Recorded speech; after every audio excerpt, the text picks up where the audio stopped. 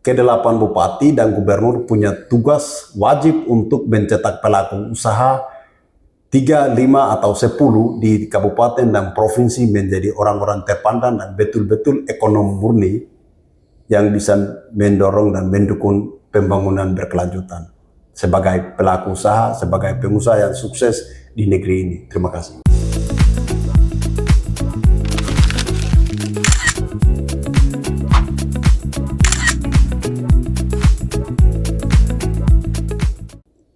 Hai pemirsa, selamat siang. Saya Hengki Yemo. Salam untuk semua. Di episode kali ini kita akan bincang-bincang tentang ekonomi, dan tamu kita adalah salah seorang pegiat ekonomi digital, Bung Arnold. Selamat datang, Bung. Siap, selamat berjumpa. Sehat ya? Sangat-sangat sehat, Luar biasa. Ini sudah lama sekali kita tidak jumpa. Lama mungkin ya hampir 3 bulan atau 5 bulan kita tidak jumpa ini. Betul. Tapi sering kita ikuti di media sosial, bahkan di website Bung Arnold dan kawan-kawannya adalah pendiri Nextpot. Ya, betul. Nah, nanti bagian pertama ini bisa jelaskan kira-kira seperti apa Nextpot itu dia punya itu, dan kita akan masuk ke kedua itu bagaimana kita akan melihat kira-kira di Papua Tengah ini untuk investasi ekonomi yang atau investasi manusia sebagai alat untuk kerja-kerja basis ekonomi itu apa saja yang mereka perlukan dan strateginya bagaimana. Ya bisa, silakan Bu, bisa cerita. Baik, terima kasih, selamat berjumpa. Assalamualaikum. Ini perjumpaan yang luar biasa Pak Hengki. Soal pergerakan di jasa digital bersama rekan-rekan di Nextpot, itu kami juga memang berangkat dari suatu keresahan di mana pentingnya kebangkitan ekonomi itu sendiri begitu. Jadi bukan karena situasi dan desakan kondisi dan seterusnya sehingga serta-merta lahir, tapi karena pergumulan panjang di mana persoalan strategi penjualan yang konvensional sebelumnya yang memang masyarakat mengalami, terutama pelaku usaha di sektor pertanian itu mengalami satu situasi di mana metode penjualannya itu lebih pada dong harus membutuhkan waktu yang cukup lama juga sendiri tenaga manusia itu dia menggerakkan diri untuk bagaimana berkebun, kemudian bertani. Setelah itu hasil taninya dia harus bawa ke pasar, kemudian dia juga habiskan waktu untuk penjualan. Dalam prosesi penjualan dan dia harus pulang, kemudian dia juga harus persiapkan untuk makan anak-anak, bahkan keluarga dan seterusnya. Sehingga dalam prosesi ini sebagai manusia itu sangat-sangat sayang sekali waktu yang sangat terkuras itu untuk petani nelayan, kemudian petani di kebun-kebun dan seterusnya itu. Sehingga kami berbincang-bincang panjang. Kebetulan saya dengan rekan-rekan ini kami baku kenal lama, sejak 2012-13 sudah baku kenal. Kemudian 16 kami atur dinamika bagaimana mempelajari tentang sektor digital itu.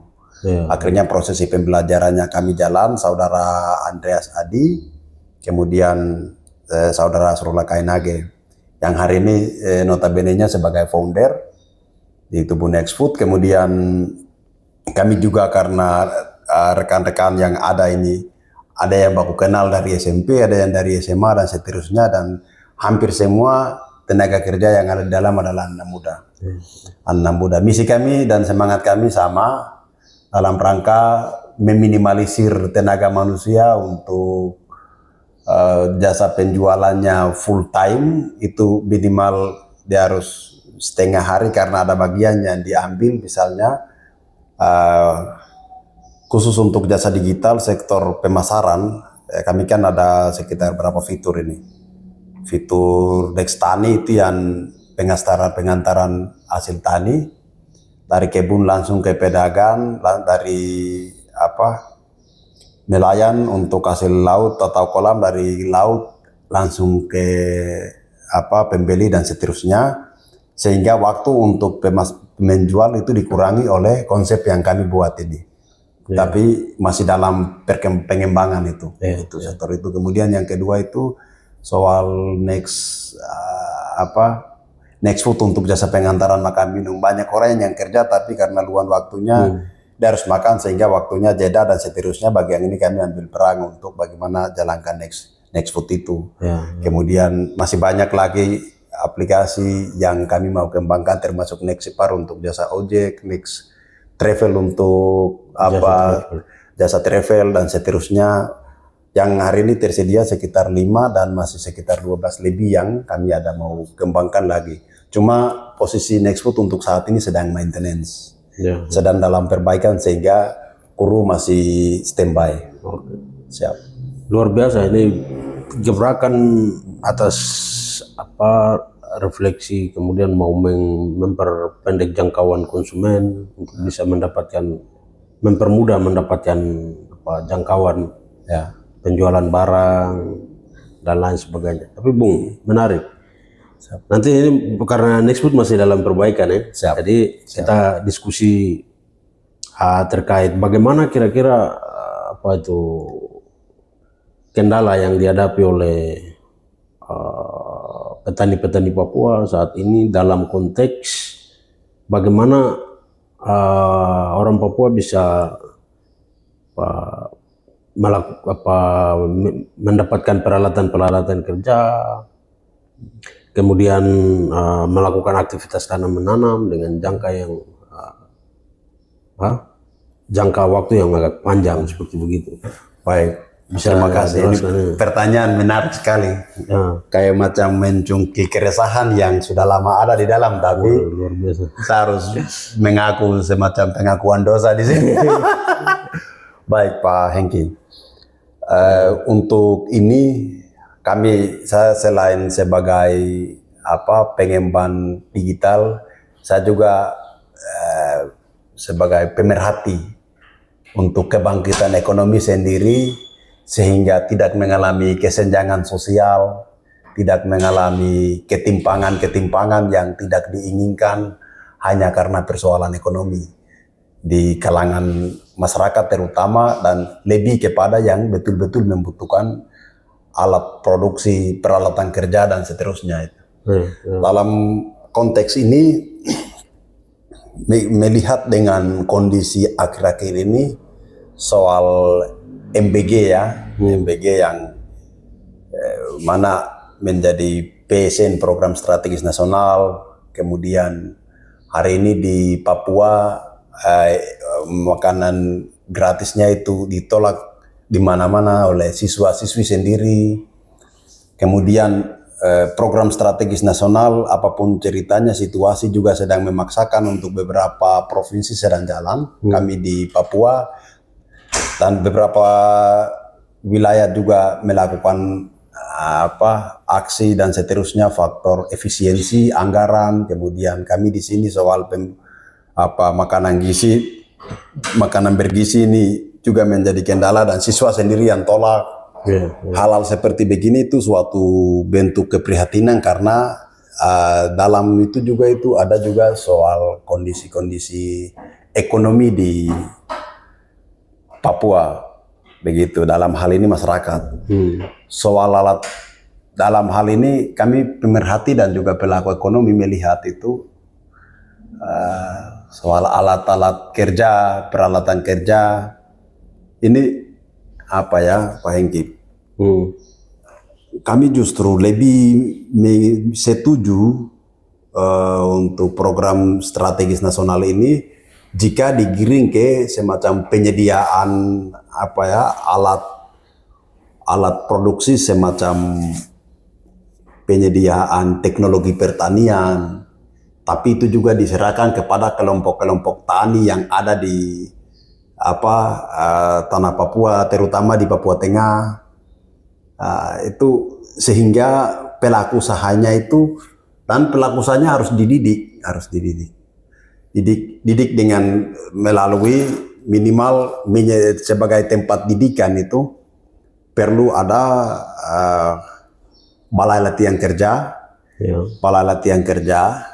Untuk sementara waktu bisa kirim ke universitas-universitas ternama semacam IPB Bogor yang betul-betul garap sektor pertanian, kemudian beberapa universitas Papua di Papua Barat, kemudian kampus-kampus yang garapannya ke sektor pertanian, peternakan dan seterusnya, sehingga hasil binaan itu, hasil analisis dari kampus itu juga yang mendirikan tempat pembinaan dan pelatihan teknologi pertanian di 5 provinsi yang ada di tanah Papua misalnya.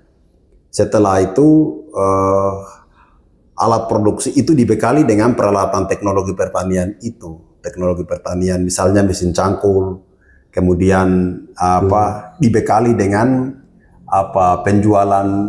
penjualan barang melalui website yang ada misalnya, kemudian diberikan dengan mesin ubi-ubian menjadi keripik, sehingga ubi-ubian yang ada hasil pertanian itu dia tidak hanya busuk segera mungkin, tapi dia bisa bertahan dalam 6 bulan sampai 1 tahun misalnya. Kemudian ubi-ubian menjadi tepung, terus sagu menjadi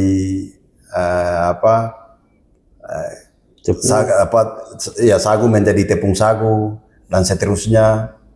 Kemudian keladi dan seterusnya menjadi ini, kemudian ubi ikan, babi, terus sapi menjadi bakso minimal, maksimal sosis dan seterusnya, sehingga perdagangan itu bisa bertahan dalam jangka waktu yang 3 bulan, 5 bulan, 1 tahun. Dan itu menyiapkan SDM-nya itu yang tadi pelaku usaha itu, yang ada di kebun-kebun, yang ada di pelosok, sehingga alat produksinya sediakan, orangnya dilatih sehingga saya sebagai pemerhati dan juga pelaku ekonomi optimis sekali dari sekarang 5 atau 10 tahun ke depan itu kebangkitan pangannya itu betul-betul akan terjadi dan akan dirasa oleh semua kalangan. Kemudian catatan yang kedua, jika pemerintah provinsi itu menyediakan balai latihan kerja, maka harus diterjemahkan oleh Disnaker di kabupaten-kabupaten dengan cara penyediaan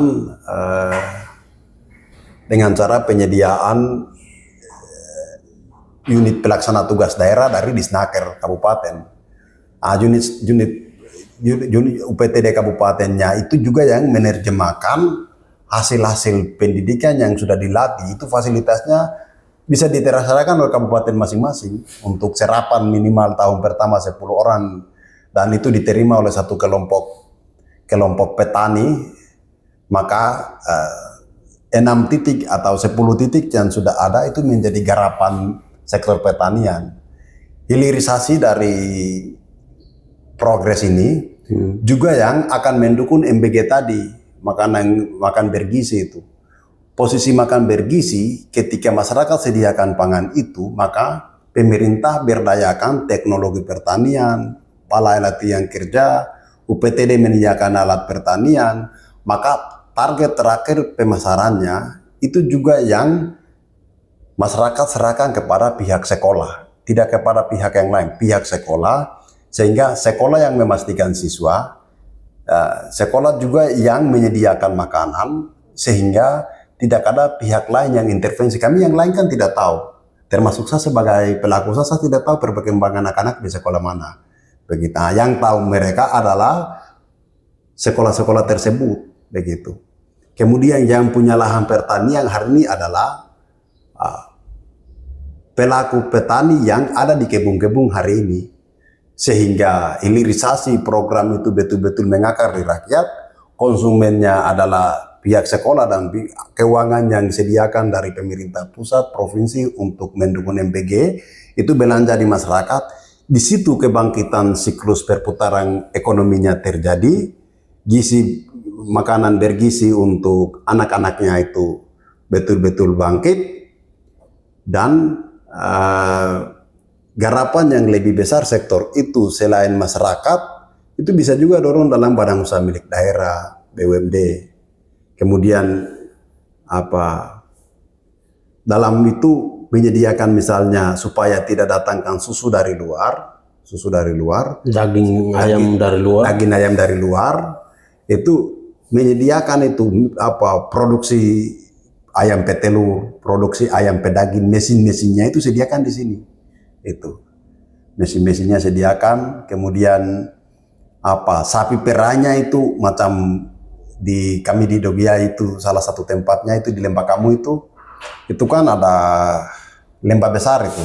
Terus ada beberapa kabupaten yang ada wilayah persawahan, lembah dan seterusnya itu wilayah pegunungan tapi ada dataran rendahnya.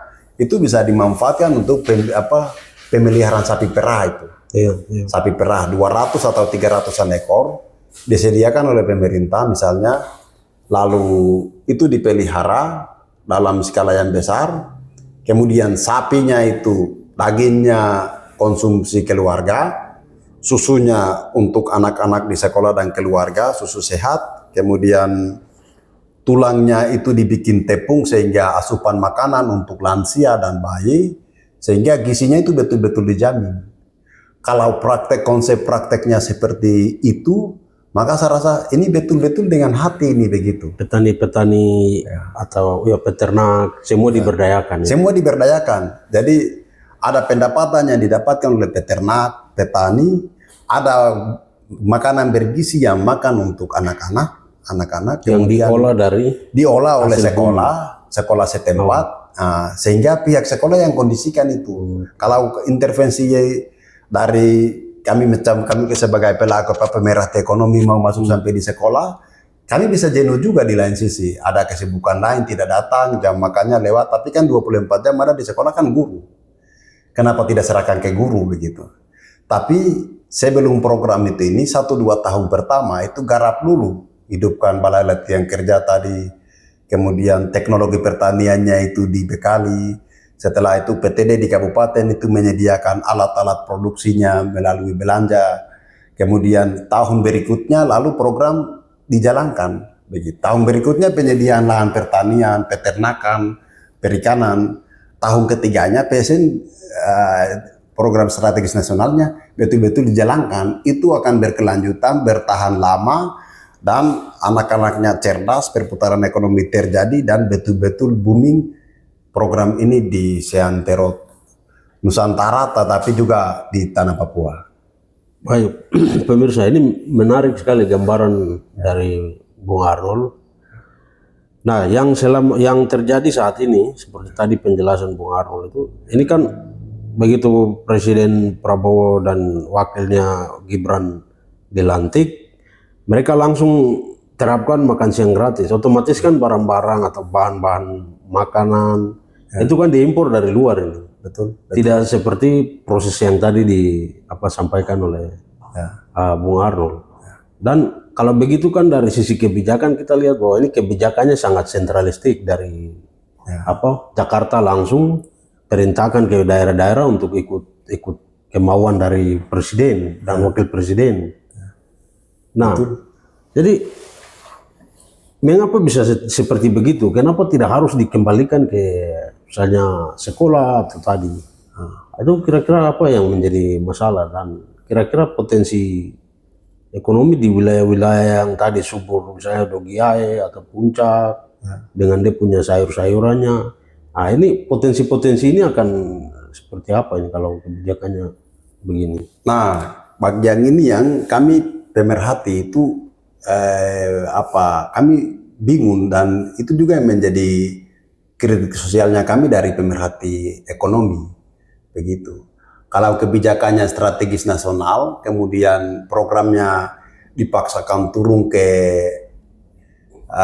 seluruh pelosok Nusantara, termasuk kami di Papua sini, itu justru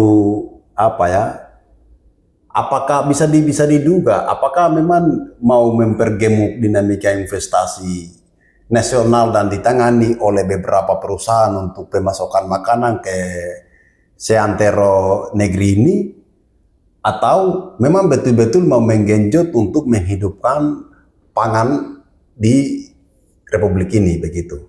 Bagi yang ini hari ini perlu dipikirkan, itu harus secara konstruktif bangkit dari bawah, betul-betul tumbuh dari pelaku usaha di wilayah masing-masing dengan cara dan strategi yang ada di tempat masing-masing untuk menghidupkan SDM petaninya terlebih dahulu, peternaknya terlebih dahulu, melalui Balai Latihan Kerja dan unit pelaksana tugas daerah yang dimaksud tadi, agar tahun berikutnya itu penggarapan lokasi.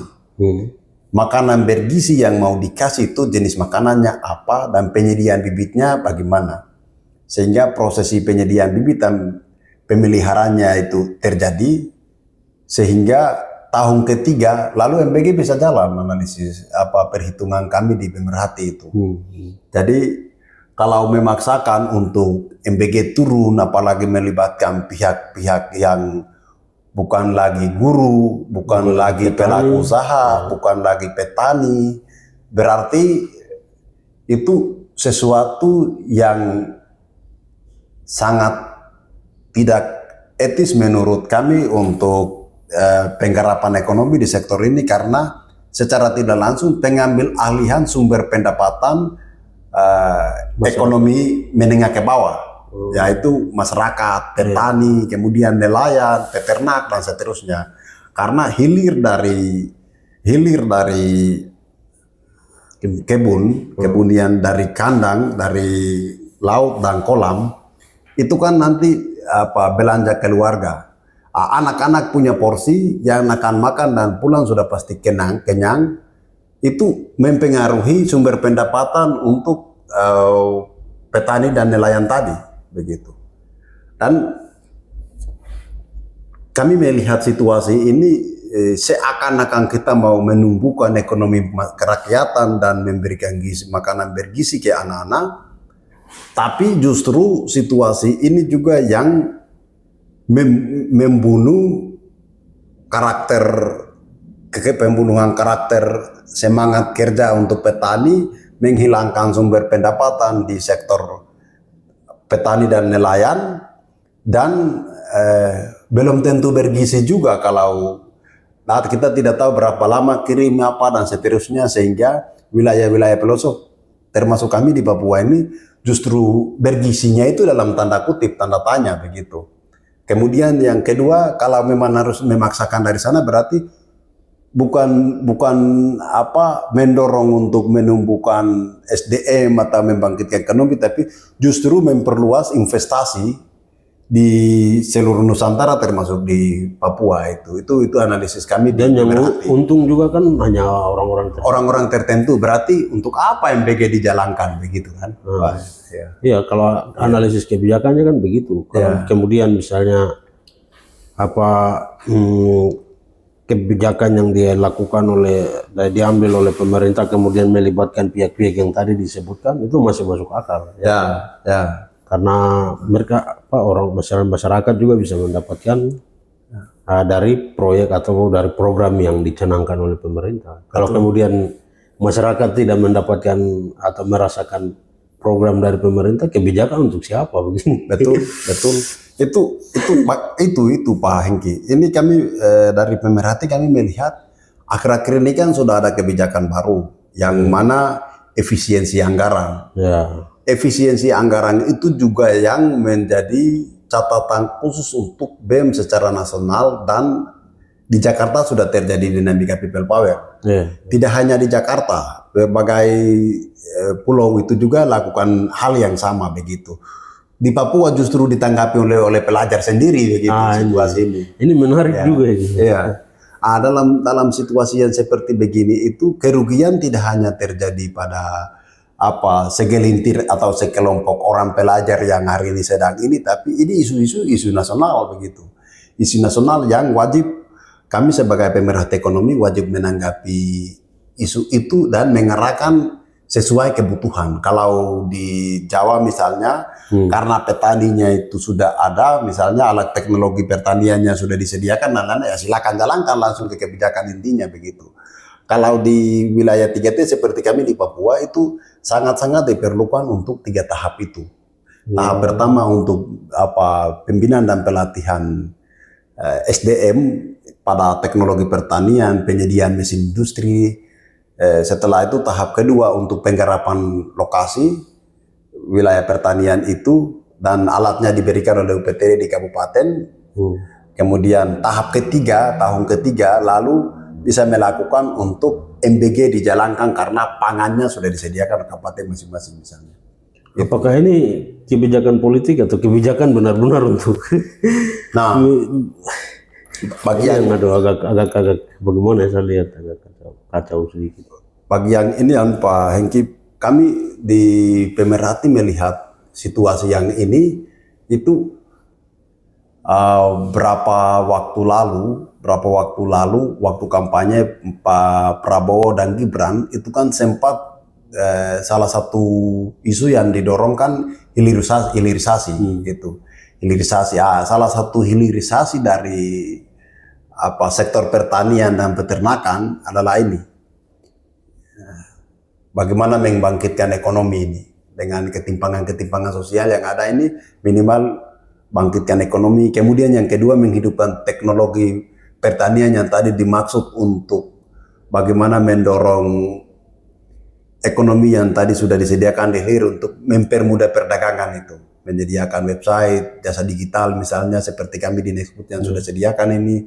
Ini hal-hal seperti begini itu juga menjadi alat penunjang untuk hilirisasi itu dihidupkan, tapi bukan ditekan oleh investasi nasional, begitu. Menjadi program strategis nasional untuk membangkitkan ekonomi lemah naik tidak apa-apa, tapi di suatu bentuk investasi nasional yang misalnya mau kirim beberapa penanaman kelapa sawit misalnya, padahal situasi hari ini kebutuhannya itu tidak hanya itu terlebih dahulu, kemudian memaksakan investasi misalnya penggarapan sektor pertanian begitu, tapi menjadi pendapatannya masuk ke PAN, pendapatan asli negara dan seterusnya, itu justru tidak menghidupkan ekonomi lemah bawah, justru mengambil alih, membunuh potensi-potensi yang selama ini tumbuh di sektor pertanian, peternakan dan seterusnya, dan justru memberikan ruang yang lebih besar kepada investor untuk mengambil alih investasi di sektor-sektor pertanian dan potensi tanah-tanah adat, tanah-tanah yang selama ini berkebun dan bertani oleh masyarakat, justru potensi diambil alih. Bagian-bagian ini yang dikhawatirkan. Gitu. Kalau potensi di Mepago, apa saja ini yang bisa digarap? Hari ini di Mepago, kami kan cukup lengkap di Papua ini, pulau ini.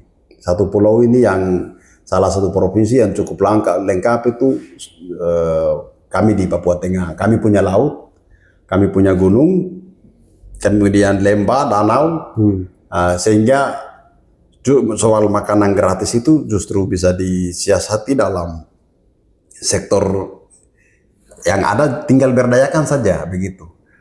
Kami di laut Teluk Saireri, Nabire, kemudian kami bisa dipasok ikan dari saudara-saudara di Biak, kemudian dari Seruis ini, kemudian saudara-saudara di pinggir bibir laut Nabire. Ini kan potensi mengelola ikan ini.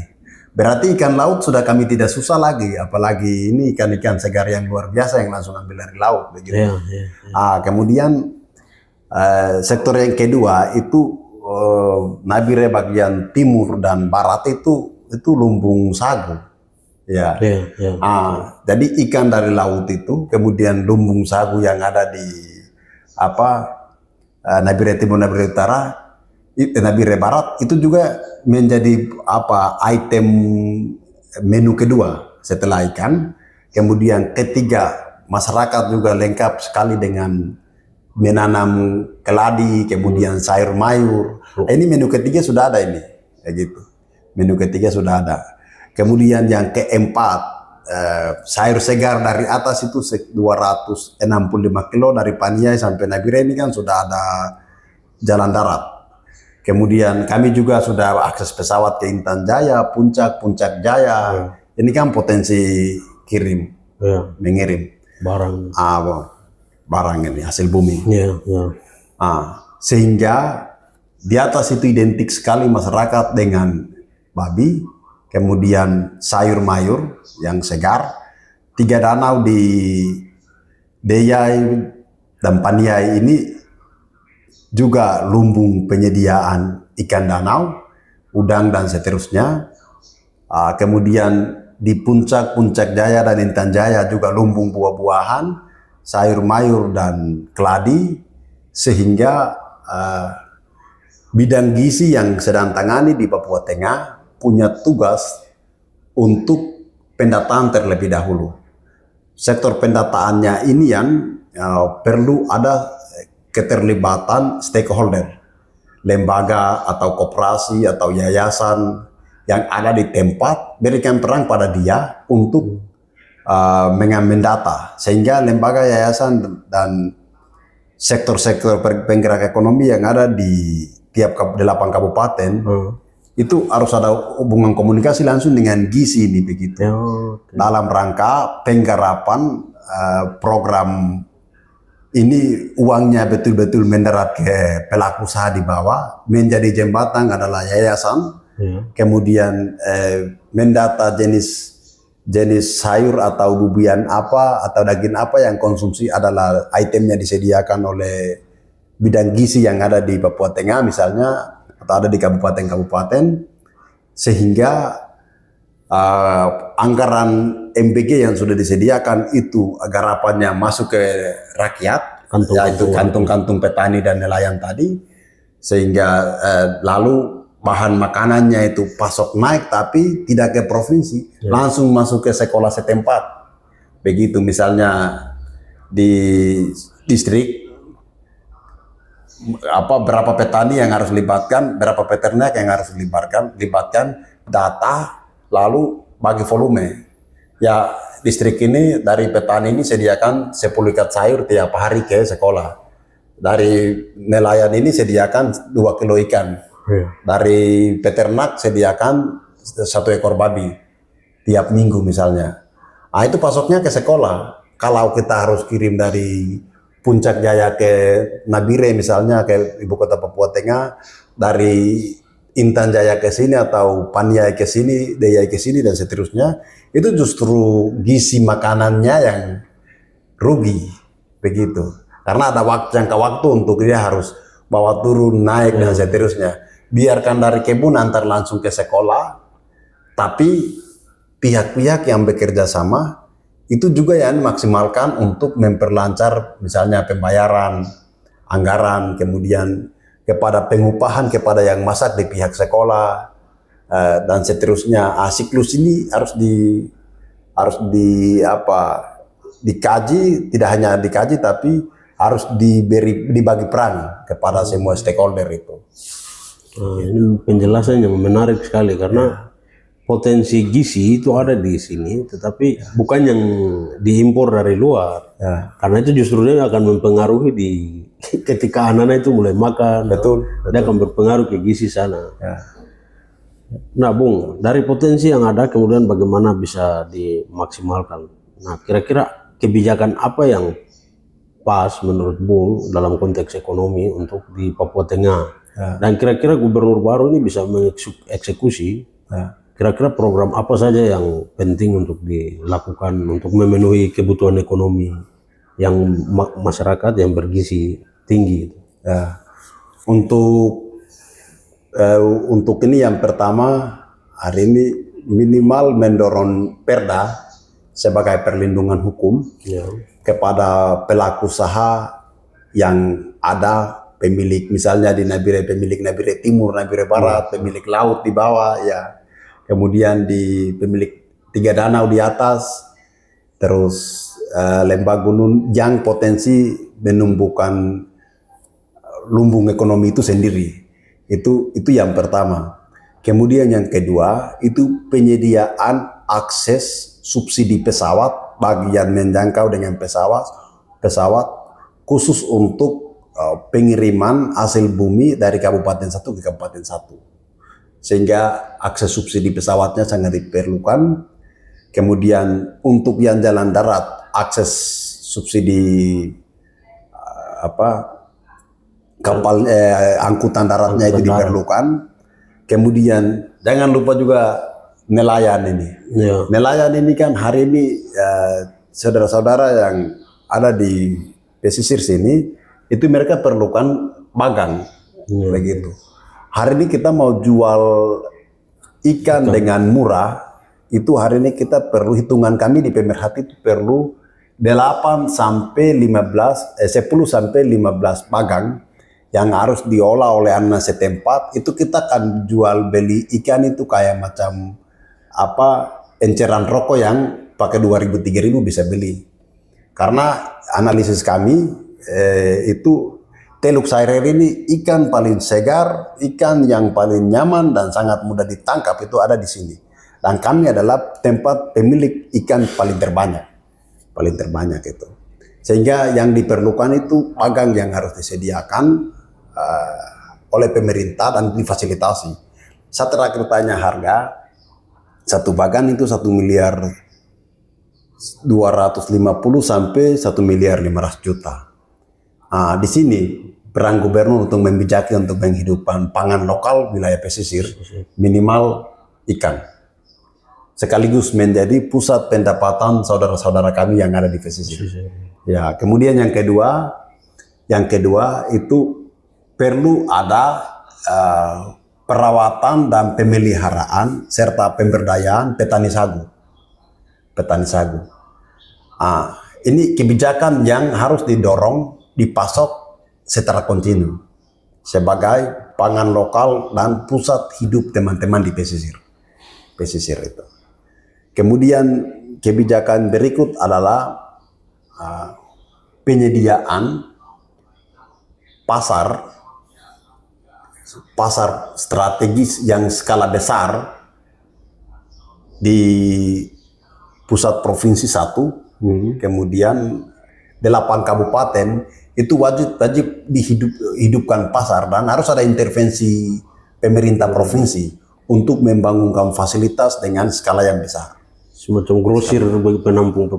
Semacam grosir, kemudian menyediakan penyangganya itu minimarket, minimarket di distrik-distrik 3-10 misalnya, atau 3-5 minimarket, tapi juga pusat ibu kota kabupatennya itu menyediakan grosir, sehingga itu juga menjadi ajang edukasi untuk masyarakat setempat, tetapi juga menghidupkan siklus ekonomi dan juga betul-betul mengakar ke seluruh masyarakat sebagai edukasi bahwa pemeliharaan untuk pengembangan usaha skala situasi yang sekarang ini itu harus dengan cara ini, sehingga dari hasil tani, hasil nelayan itu antar langsung ke grosir itu, atau bisa juga kita dorong grosir yang skala penampungannya atau minimal menyediakan home industry untuk ikan jadi bakso misalnya.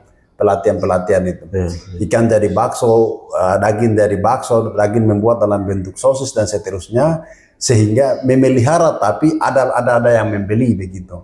Kemudian mendorong Perda untuk bagaimana tetap membeli hasil bumi sebagai konsumsi warung dan hotel-hotel.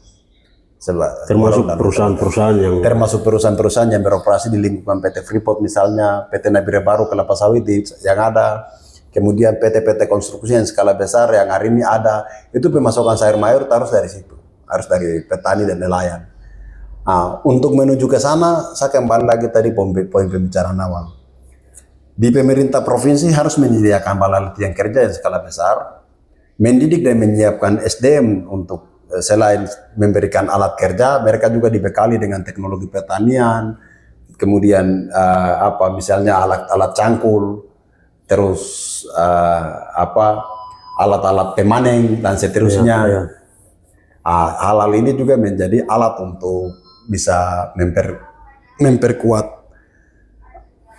memboboti petani dan nelayan untuk tetap mereka jadi penahan tulang punggung siklus ekonomi di masyarakat bawah, tetapi juga dia juga membiayai atau mengantarkan makanan untuk menjamin satu Papua Tengah ini, dan betul-betul siklus pendapatannya, makanan bergizinya itu terputar di keluarga, siklus ekonomi hidup, perputaran uang hidup, dan rakyat pasti sejahtera dan akan tercatat bahwa pemimpin luar biasa dan kami dapatkan manfaat.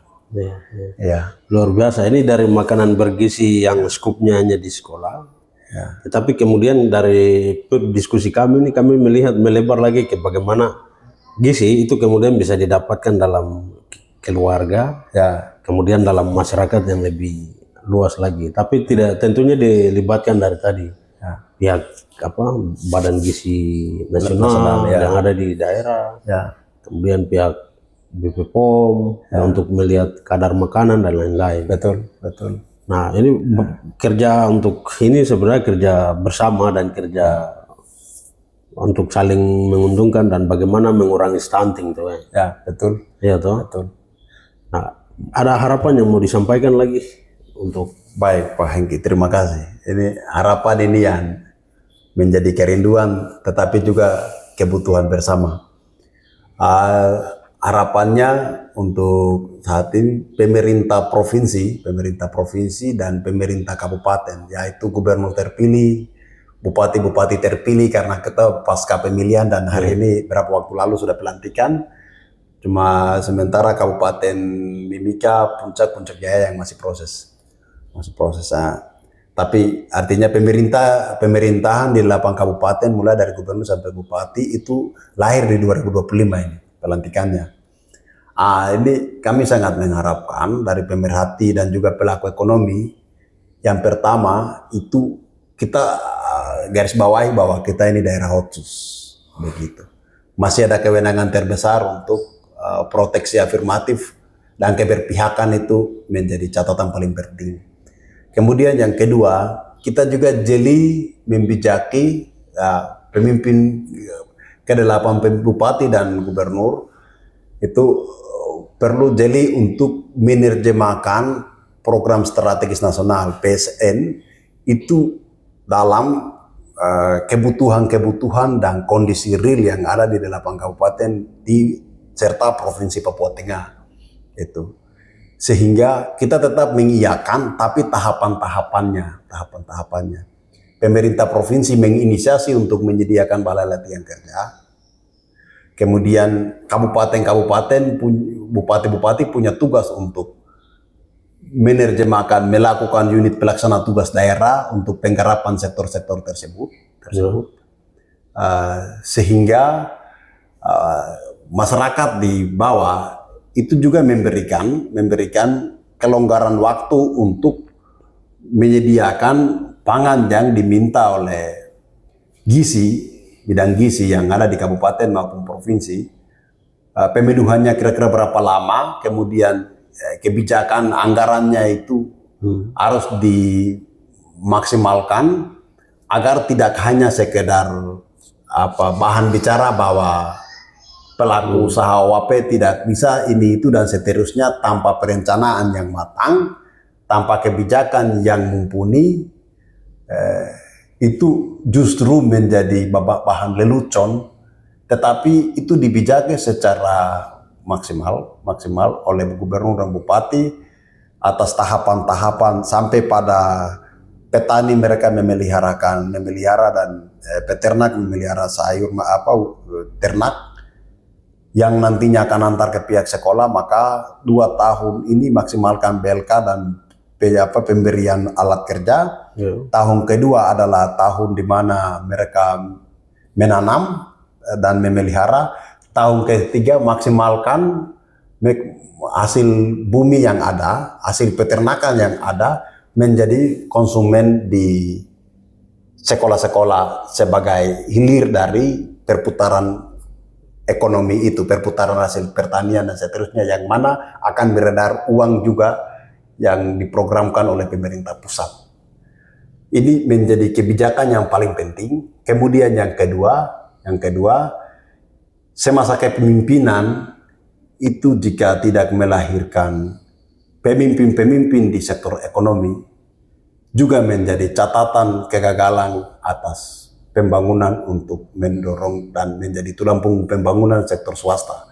Untuk itu, ke-8 bupati dan gubernur punya tugas wajib untuk mencetak pelaku usaha 3, 5, atau 10 di kabupaten dan provinsi menjadi orang-orang terpandang dan betul-betul ekonom murni yang bisa mendorong dan mendukung pembangunan berkelanjutan sebagai pelaku usaha, sebagai pengusaha yang sukses di negeri ini. Terima kasih. Wah, luar biasa ini. Terima kasih. Kita diberikan pencerahan dalam bagaimana penanganan ekonomi di Papua Tengah, mulai dari bawah naik ke atas. Saya pikir demikian. Terima kasih sudah datang. Siap Pak Hengki. Dan Terima kasih. Saya pikir diskusi kita sampai di sini. Sampai jumpa lagi. Sampai jumpa Pak Hengki. Terima kasih lagi. Koyo Koyo amanah.